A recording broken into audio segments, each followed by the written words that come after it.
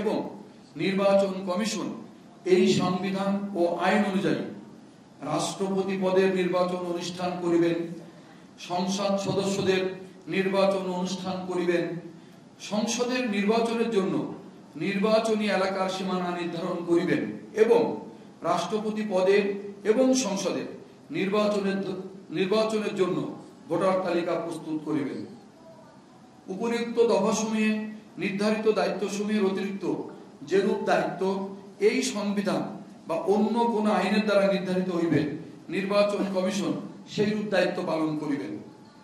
বর্তমানে ভোটার তথা জাতীয় ভোট পরিচয় নিবন্ধনের ক্ষেত্রে নিম্নরূপ 3টি পদ্ধতি প্রচলিত রয়েছে।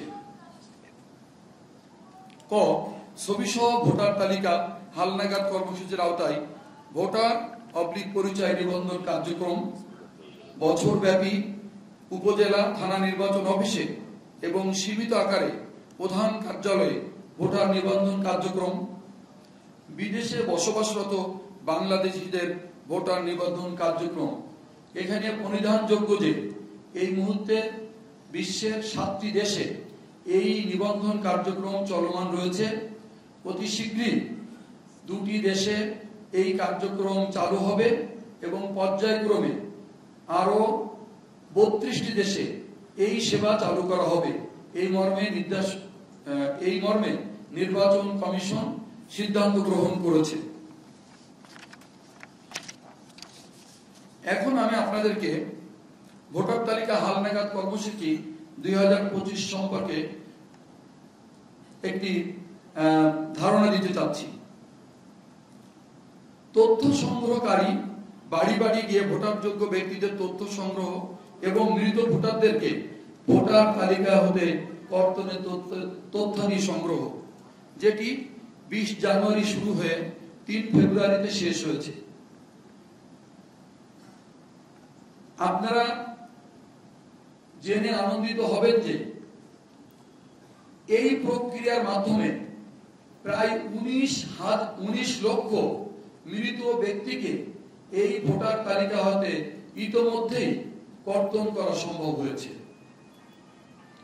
নিবন্ধন কেন্দ্রে বায়োমেট্রিক তথ্য গ্রহণ 5 ফেব্রুয়ারি থেকে শুরু হয়েছে, যা 11 এপ্রিল পর্যন্ত চলবে।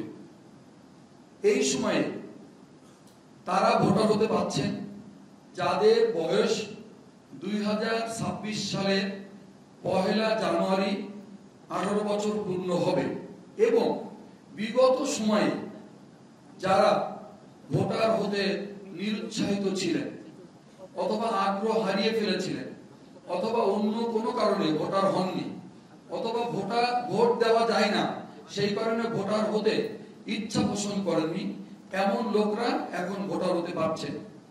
এবং আজকে আপনারা মাননীয় প্রধান নির্বাচন কমিশনার যে তথ্য দিয়েছেন তাতে আমরা লক্ষ্য করেছি প্রায় 30 লক্ষ নারী ভোটারের ব্যবধান রয়েছে পুরুষ ভোটারের তুলনায়।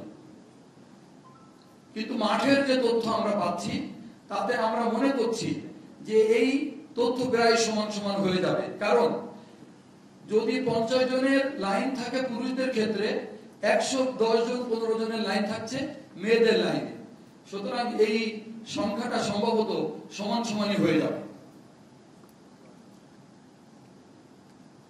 উপজেলা থানা নির্বাচন অফিসারের কার্যালয়ে ভোটার এলাকা স্থানান্তরের আবেদন গ্রহণ, মৃত ভোটারদের নাম কর্তনের তথ্যাদি এবং নতুন ভোটারদের বিভিআরএস সফটওয়্যারের সাহায্যে ডাটা এন্ট্রি ও ডাটা আপলোড, এটা চলবে 12 ফেব্রুয়ারি থেকে 16 এপ্রিল 2025 পর্যন্ত।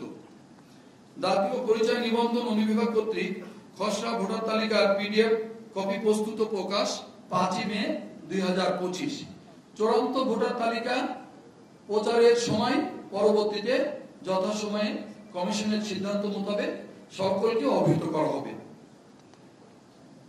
ইতোমধ্যে একযোগে সারা দেশের সকল উপজেলা থানার তথ্য সংগ্রহ করা হয়েছে, যেখানে এ পর্যন্ত 53,33,563 জনের আবেদন গ্রহণ করা হয়েছে বা আবেদন পাওয়া গেছে।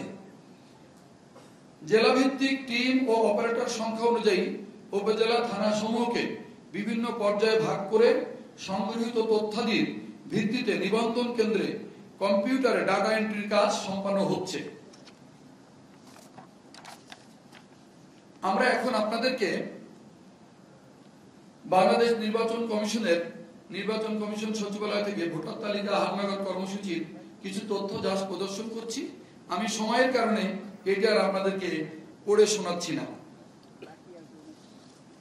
এখানে আমরা এক নজরে ভোটারের কিছু সংখ্যা বলেছি, যেহেতু এই সংখ্যাটা আমরা ইতিমধ্যেই সংক্ষিপ্তভাবে আপনাদের সামনে উপস্থাপন করেছি, সেই জন্য এটি আমি আর পড়ছি না, আপনারা এক নজর দেখে নিতে পারেন। আমরা এই জাতীয় পরিচয়পত্র এবং ভোটার সংক্রান্ত যে উপস্থাপনাটি আপনাদের সামনে উপস্থাপন করতে চেয়েছিলাম তার এখানে সমাপ্ত ঘোষণা করছি এবং আপনাদের সবাইকে ধন্যবাদ জানিয়ে জুলাই আগস্টে শাহাদত বরণকারী আমাদের সেই তাজা প্রাণগুলোর জন্য মাগফিরাত কামনা করছি এবং সবাইকে আন্তরিক ধন্যবাদ জানিয়ে আমার উপস্থাপনা এখানে শেষ করছি। আসসালামু আলাইকুম।